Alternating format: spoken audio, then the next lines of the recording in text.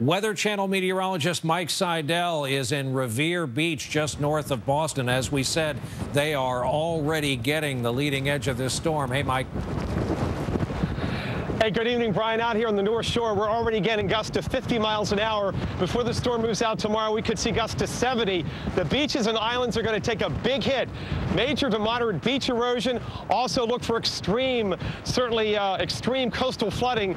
Tomorrow morning's high tide, the worst of the bunch, with surges as much as 4.5 feet. 20-foot breakers could lead to structural damage and send coastal roads underwater. Because of that, local police departments have asked beachfront residents in those affected communities like Situate to head to higher ground and evacuate. The combination of near hurricane-force winds overnight and tomorrow, Brian, and snowfall rates of 2 to 3 inches an hour will lead to tremendous drifting, at least 6-foot drifts. And then the big dig out will kick in on Sunday.